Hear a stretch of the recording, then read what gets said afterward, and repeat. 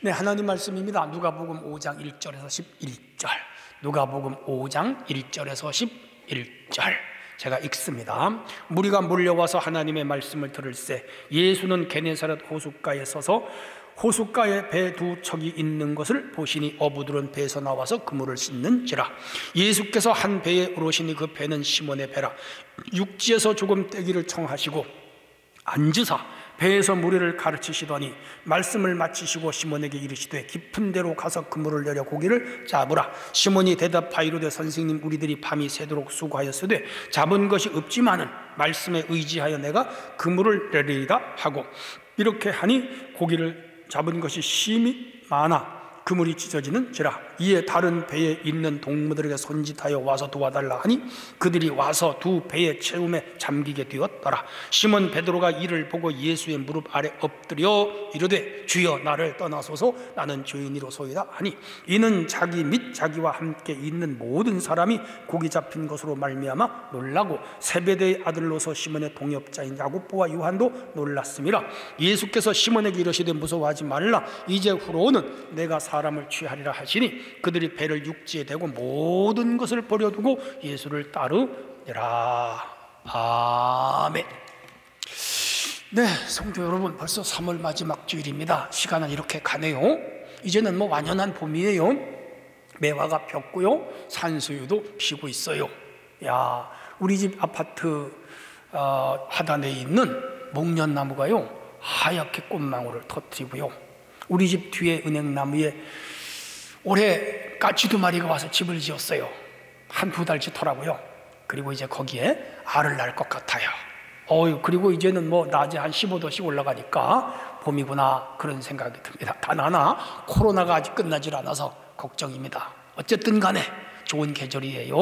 여러분, 마음에도 봄이 오시기를 바라고 이 코로나19를 잘 극복하여 전처럼 또 좋은 세상을 맞이했으면 좋겠습니다. 오늘 주제는 부르심에 합당한 사람, 이런 주제로 한번 말씀을 증거하려고 하는데 은혜 받으시기를 바랍니다. 기업에서 인재를 채용하는 것은 그 회사의 명운이 달린 문제이지요. 해서 신규 직원을 채용할 때 각 그룹은 각가지 시험을 봅니다. 적성시험이라는 걸 보고요, 또 서류 전형도 걸쳐야 돼요. 실무시험도 봐야, 논술시험도 봐야 되며 회사에 따라 물론 달라요. 그리고 면접시험, 마지막에 최종 면접은 임원 면접시험이라는 게 있습니다. 그러니까 어느 회사에 들어가려면 참 하늘의 별 따기예요. 좋은 회사에 들어가려고 할수록 더 어려워요.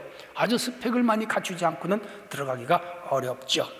경력사원을 또 뽑는 회사들이 있습니다. 그 어떤 해당 분야에 전공한 사람으로서 상당한 기간 동안 그 전문 분야에서 이제 시무를 한 사람으로 그 기준이 까다롭더라고요. 맡은 일에 열정적인 직원을 사람들은 뽑아요. 다양한 직무 경력과 전문성을 가진 사람을 선발합니다. 강한 책임감이 있는 사람도 선발합니다. 부서 네트워크 주도 및 분위기를 주도한 사람을 선호하더라고요. 끊임없이 자기 개발을 한 흔적이 있어야 돼, 실적이 있어야 돼요. 그리고 인간적으로 바른 성품을 가진 사람들을 대개는 경력사원으로 채용하는 것을 봤습니다. 그런가 하면 어떤 회사이든지 그 회사는 좋은 인재를 놓치지 않으려고 관리를 잘해요. 왜? 다른 회사에서 스카우트 해가니까 자기 회사에 좋은 사원이 오래 있어야 회사가 유익하겠죠. 회사가 관리하는 인재 순위를 쭉 제가 살펴봤더니, 첫째, 매출 상승에 이바지한 인물, 둘째가 인사 고가가 높은 사람, 셋째가 신규 사업 창출에 상당한 실적이 있는 사람, 그리고 해당 직무 경력이 많은 사람, 관리자의 추천을 받은 사람, 이런 사람일수록 회사는 그 회사의 중요 인사로 관리를 합니다. 회사가 왜 이런 사람들을 관리를 하며 또 다른 회사에서는 좋은 인재를 스카우트 하려고 할까요? 자기네 회사에 이익을 주고 유익을 주기 때문이죠. 기업이라든지 정부, 정당, 스포츠 업계, 공기업, 대학, 외국 기업 등등 많은 이런 단체나 회사에서 인재를 영입하려고 치열하죠. 쓸만한 인재, 전문적인 인재, 그리고 자신의 기업이나 단체에 꼭 필요한 인재, 돈을 많이 주고라도 대등합니다. 왜냐하면 그 자기네 단체나 그 기업이나 회사에 명운이 달린 문제이기 때문에 그렇죠. 우리 하나님도 사람을 스카우트합니다. 노아를 선발하여 방주를 만드는 중요한 일을 맡겼잖아요. 그 노아 아니면 못했을 거예요. 아브라함을 선발하여 이스라엘의 아버지가 되게 하잖아요. 모세를 선발하여 출애굽의 지도자가 되게 하잖아요. 다윗을 선발하여 이스라엘의 위대한 왕이 되게 하잖아요. 바울을 선발하여 이방 선교의 위대한 사도가 되게 하셨고요. 베드로를 선발하여 교회 운동의 반석이 되게 했습니다. 모두 축복의 주인공이 되게 하셨죠. 우리 성도들도 저는요, 하나님의 선발의 대상, 스카우트의 대상이 됐으면 좋겠습니다. 그래서 오늘 주제가 하나님의 부르심, 주님의 부르심에 합당한 사람, 이런 주제를 가지고 말씀을 증거하려고 하는데, 어쨌든 간에 영상을 보시면서 은혜 충만한 시간이 되어지시기를 바랍니다. 하나님은 어떤 사람을 선발하시느냐, 부르시느냐, 첫 번째 주제입니다. 자기 일에 충실한 사람을 부르십니다. 2절이 호숫가에 배 두 척이 있는 것을 보시니 어부들은 배에서 나와서 그물을 씻었다. 이 배 두 척의 한 척의 주인은 베드로고 한 척의 주인은 야고보였어요. 우선 베드로가 예수님께 자기의 배를 드리고 그날 부름을 받는데, 베드로의 인적 사항을 조금 제가 설명을 할게요. 반석이라는 뜻을 가지고 있어요. 아람어로는 그 이름이 게바인데 헬라식 이름이에요. 그리고 본명은 시몬입니다. 그러니까 이름이 세 개예요. 베드로, 게바, 시몬. 12제자 중에 수제자, 잘 아시죠? 갈릴리 사람 요한의 아들이고 안드레의 형님이 되는 사람입니다. 학문은 깊질 못해요. 가보나움 근처 벳세다라고 하는 데서 어부 출신입니다. 초대교회 지도자였고요. 또 이 베드로는 뜨거운 열정으로 주님을 사랑한 사람입니다. 물론 시험도 들고 주님 3번 부인도 하고 막 그랬지만 최종적으로 그는 참 열정적으로 주님 사랑한 사람, 맞아요. 예수님이 그리스도임을 가장 먼저 고백한 사람, 가이사라 빌립보에서 아시죠? 주는 그리스도요 살아계신 하나님의 아들입니다. 예수님께 칭찬받았죠. 예수님 승천하신 후에 성령의 능력을 받고 예루살렘 성전에서 평생 이 다리가 마비된 분이 구걸하는데 벌떡 일으켜 세운 기적 능력을 행했고요. 요바의 다비다라고 하는 여인이 참 선한 여자였는데 죽었어요. 가서 기도하여 살려주는 능력자의 역할도 했습니다. 초대교회 대표적인 지도자, 아주 훌륭했죠. 그리고 그는 베드로 전서와 베드로 후서를 기록하는 성경의 저자가 되었고, 그리고 마지막에는 로마에서 십자가를 지고 죽는 순교를 하는데 거꾸로 십자가를 지고 죽었다. 전승의 그런 이야기가 전해내려오고 있습니다. 기독교에서 베드로를 생각하지 않을 수 없는 인물이죠. 로마에 가면 베드로 성당을 쳐다만 봐도 은혜가 돼요.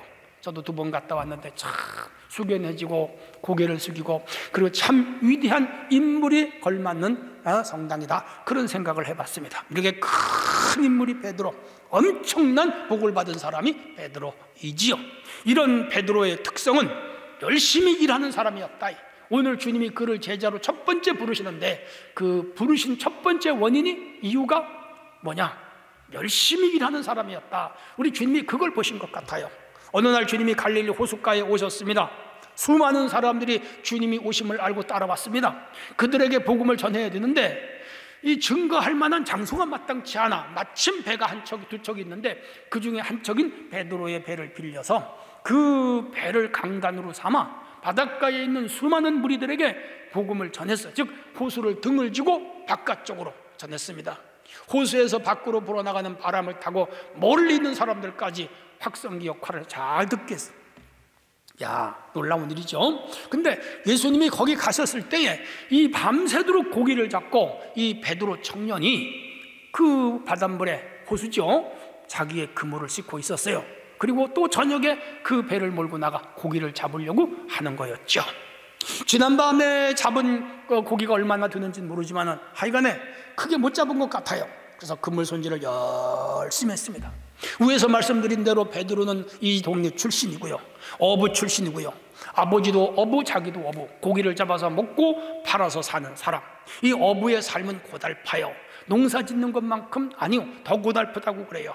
노를 저을 줄 알아야 되고요, 고기를 잡을 줄 알아야 되고요, 또 풍랑을 대처하는 능력도 있어야 되고요. 실제로 고기 잡으러 나갔다 돌아오지 못하는 분들이 많이 있습니다. 네, 잡은 고기를 관리하는 능력과 잡은 고기를 파는 또 능력도 있어야 되죠. 어부를 해서 번 돈을 가지고 가족을 부양하고 또 가세를 일으키고 뭐 가족을 먹여 살리고 다 힘들죠. 세상에 힘들지 않은 어디 있겠어요. 근데 이분은 여기서 평생 동안, 아니 조상 대대로 일을 열심히 한 사람이다, 그렇게 보면 되겠습니다. 그러니까 그의 근면성과 열심은 대단했습니다. 우리 주님, 우리 하나님이 이 주님의 성실성, 근면성, 투지, 끈기 이런 걸 보고 그를 부르셨다고 저는 생각을 합니다. 그래서 그를 제자로 삼으시고 하나님 나라는 일을 그에게 다 맡긴 거예요. 그는 아주 성공적인 인물이었고 주님의 기대에 어긋나지 않는 일을 했습니다. 초대교회에 없어서 안 될 큰 일을 한 사람이 바로 베드로이죠. 그래서 캐톨릭에서는 이 사람을 일대 교황이다, 그렇게 명예로운 자리를 주었습니다. 인간은 성인이 되면서 일해서 먹고 사는 존재예요. 하나님이 아담과 하와를 만드셨고 아담에게 이마에 땀을 흘리면서 먹고 살아라, 노동의 존재, 근로의 존재, 일하는 존재. 우리 모두는 일정한 나이가 되면 평생 일을 하다가 죽어야 돼요. 일은 그 사람의 직업이고요. 우리는 자기 직업에 충실한 사람들이 되어야 됩니다. 여러분 다 열심히 자기 직업을 가지고 살아가고 계시죠? 직업은 경제적 보상을 받습니다. 직업은 자신의 정체성이기도 합니다. 직업은 사회의 효용성을 가져오지요. 직업은 자신의 의사에 따라서 결정이 되고요. 직업은 노력이 소용됩니다. 그리고 직업은 천직으로 우리 알아야 돼요. 예수 믿는 사람들의 직업은 천직입니다. 하나님 주신 사명이에요, 소명이에요. 직업은 자신의 재능과 연관성이 있고요, 직업은 자아실현의 장이 되고요, 직업에는 사회적 책임이 동반이 되고요, 전문적인 직업일수록 고도의 직업윤리가 요구되지요. 직업은 봉사정신도 요구가 되겠습니다. 모든 직업은 책임감, 성실함, 정직함, 신뢰감, 창의성, 협조성, 그리고 청렴성을 기초로 해야 됩니다. 러시아의 작가 막심 고리키라는 사람은 이런 말을 했습니다. 일이 즐거우면 세상이 낙원이고 일이 괴로우면 세상은 지옥이다. 참 유명한 말입니다. 어떻게 이런 말을 만들어냈는지 몰라요. 우리는 생계 유지를 위한 노동에서부터 자아실현을 이루기까지 위한 노동, 다양한 유형의 일을 하면서 살아가는 존재입니다. 중요한 것은 어느 분야에서 어떤 일을 하든지 우리 기독교회는 열심히 일해야 됩니다. 최선을 다해서 일해야 됩니다. 부지런히 일해야 됩니다. 성실하게 일해야 됩니다. 그런 사람을 우리 하나님은 축복하십니다. 게으른 사람은 하나님이 축복을 하질 않아요. 잠언서에 게으른 사람을 아주 무섭게 책망하고, 제일 지혜로운 사람이 열심히 일하는 사람이고 제일 미련한 자가 게으른 자다. 게으른 자는 개미에게 가서 배워라. 그들은 동역자, 간역자도 없지만 겨울 먹을 양식을 열심히 여름 동안 모아들이나니 좀 더 눕자, 좀 더 자자, 손을 모으고 좀 더 자자 할 때에 가난이 강도처럼 곰핍이 군사처럼 온다.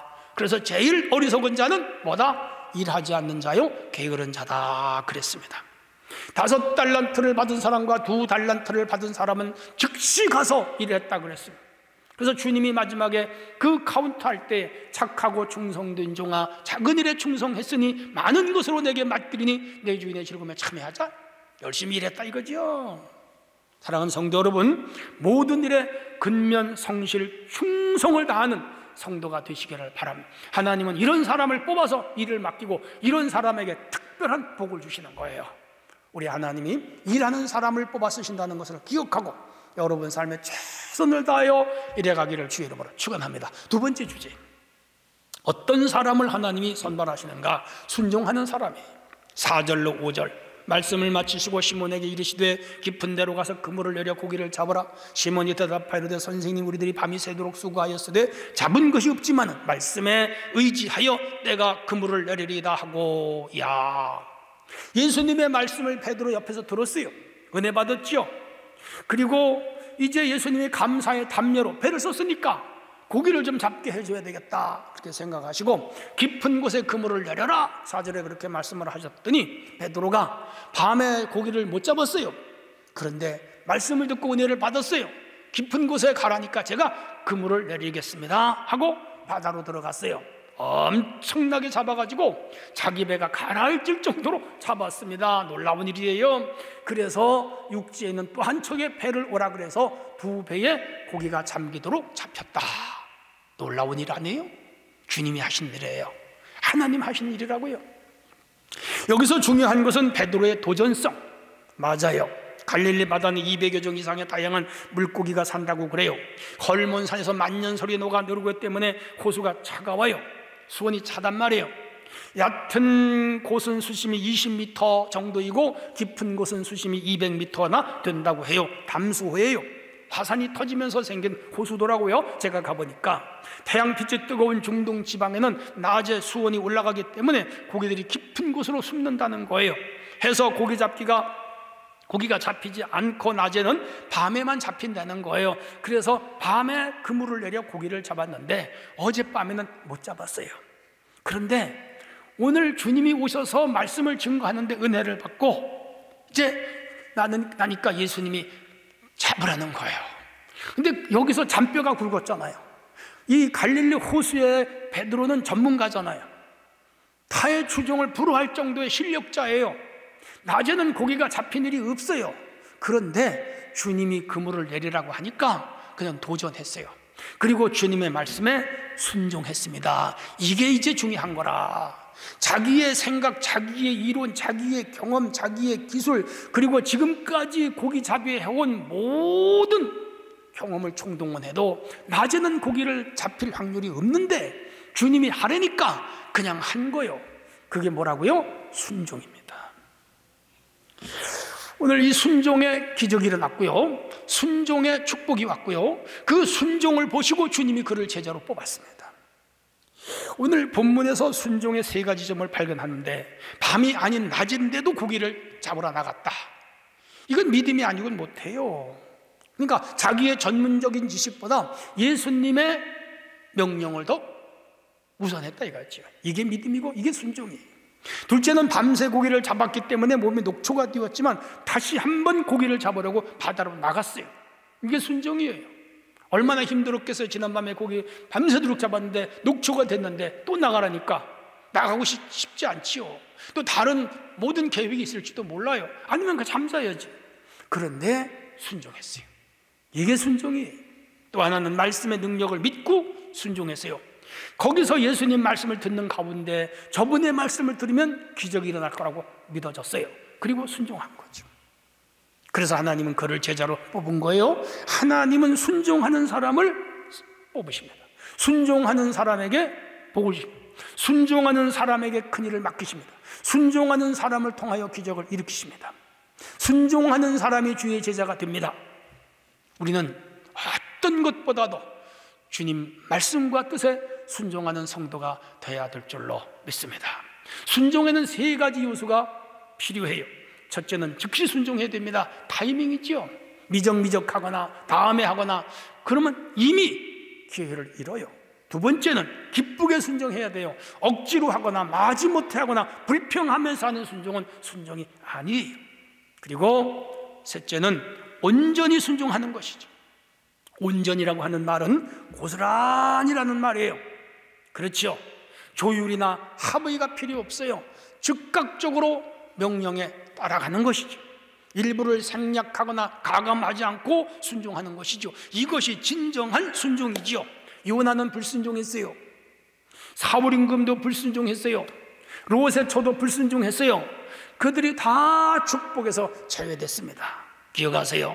그들은 하나같이 축복의 주인공이 되지를 못했습니다. 순종한 사람들만 기적의 주인공이 됩니다. 하나님이 크게 씁니다. 하나님이 크게 복을 부어 주십니다. 노아는 하나님이 방주를 지으라고 할 때에 480살이었어요. 열심히 지었습니다. 600세까지 지었습니다. 홍수가 났습니다. 가족이 살았습니다.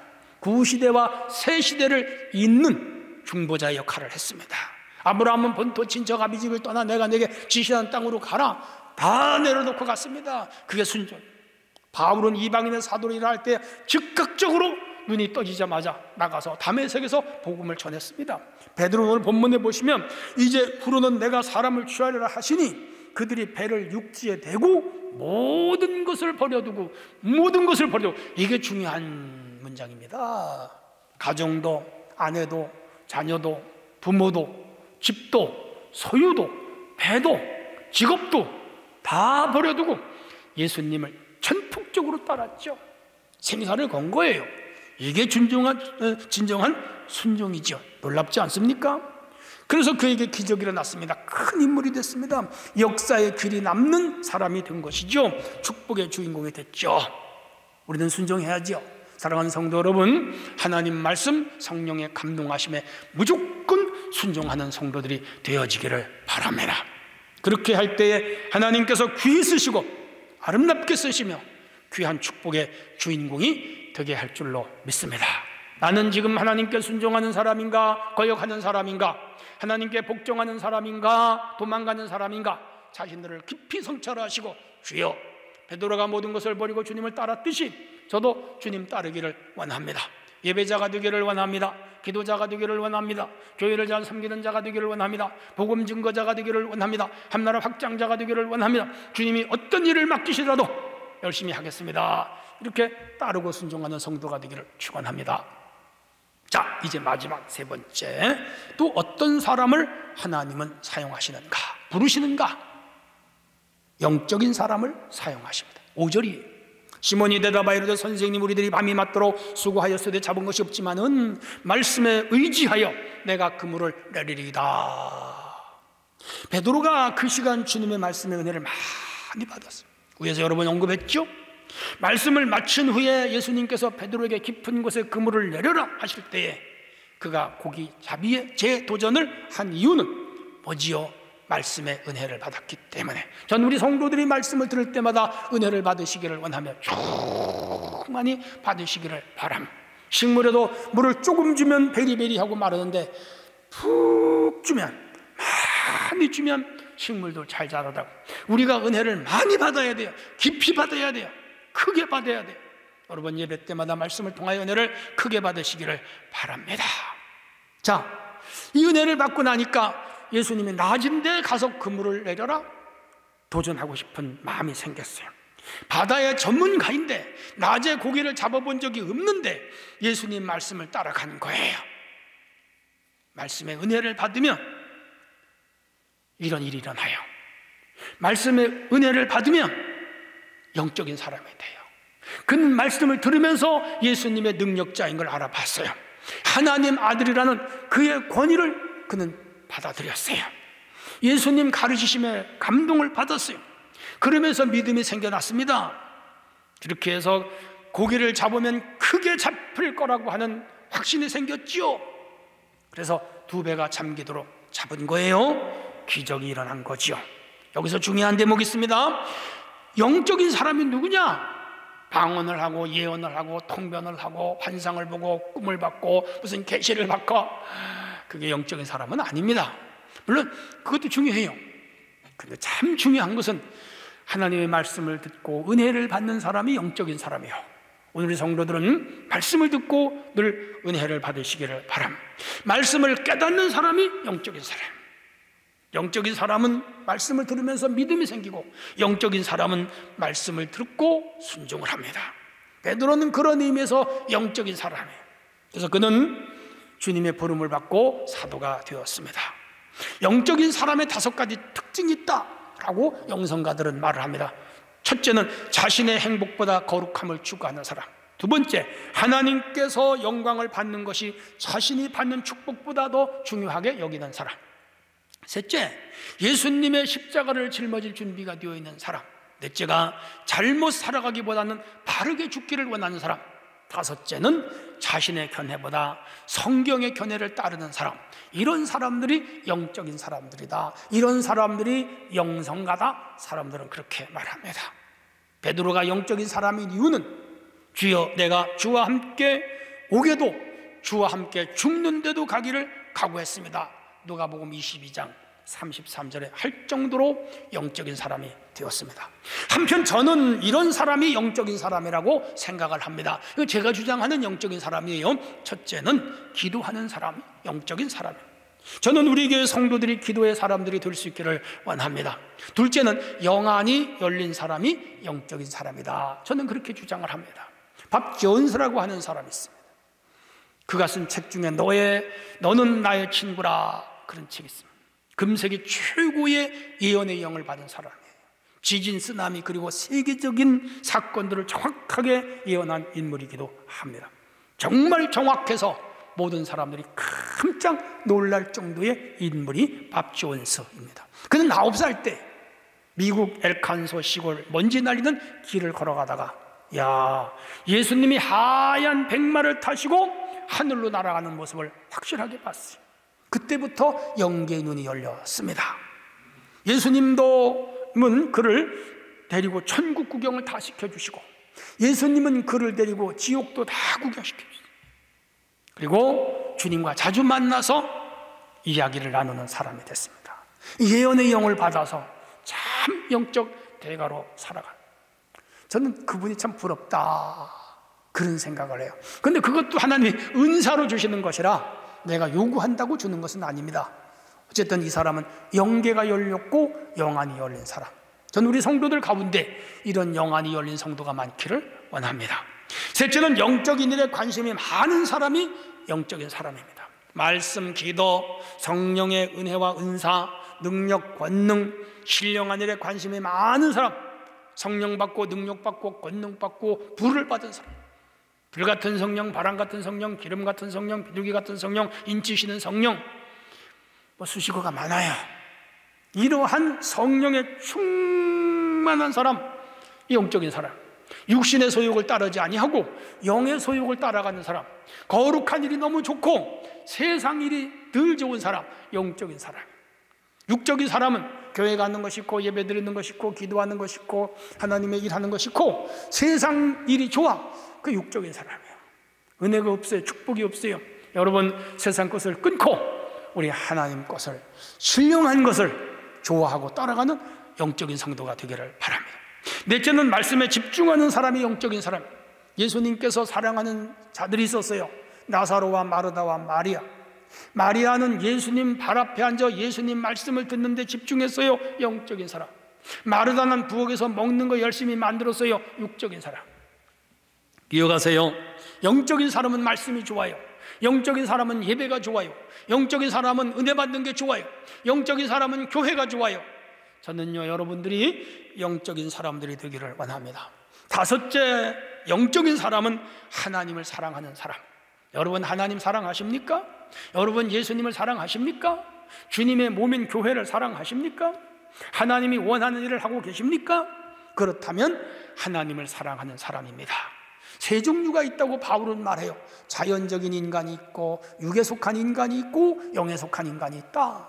여러분, 우리는 영에 속한 인간이 되어야 됩니다. 천국은 영적인 사람들이 가는 장소입니다. 축복은 결과적으로 영적인 사람이 받습니다. 주의 일꾼은 영적인 사람이 되는 겁니다. 영적인 사람은 성령 안에서 살아가는 자들입니다. 영적인 사람은 신령한 생각을 하고 신령한 일을 합니다. 우리 참사랑의 성도들이요, 모두 영적인 사람들이 되기를 원합니다. 베드로가 그런 사람이었어요. 우리 하나님은 영이셔요. 그렇죠? 하나님은 영이시니 예배하는 자는 신령과 진정으로 해라. 성령은 영이에요. 이건 또 다른 차원이에요. 오늘 우리가 이 영적인 사람들이 돼야 됩니다. 하나님은 이런 사람을 부르셔서 귀하게 쓰시고 축복의 주인공이 되게 하신다고요. 우리 모두 영적인 사람들이 되기를 바랍니다. 결론이에요. 하나님이 스카웃하여 썼던 베드로 살펴보았습니다. 베드로는 자기 일에 충성했고요, 베드로는 순종했고요, 베드로는 영적인 사람, 그 외에도 도전할 줄 아는 인물, 모험을 감행하는 인물, 결단력이 있는 인물, 협력할 줄 아는 인물, 참 중요한 덕목을 많이 가졌어요. 그래서 주님은 그에게 귀한 일을 맡긴 거예요. 좌충우돌하긴 했지만은 끝까지 자기 직무를 완성했고요, 수제자로서 살았습니다. 그 베드로의 장점은 이루 말할 수 없어요. 궁극적으로 그는 주님을 닮은 자였다. 저는 그렇게 봅니다. 우리 모두 베드로를 불러 쓰신 주님 앞에 부름받아 크게 쓰임받고 이 세상에서와 내세에서 상급의 주인공이 되기를 주의 이름으로 축원합니다. 하나님 아버지 감사합니다. 오늘도 주신 말씀을 부여잡고 참으로 주님의 부르심에 합당한 인물들로 살게 하옵소서. 예수님의 이름으로 기도하옵나이다. 아멘.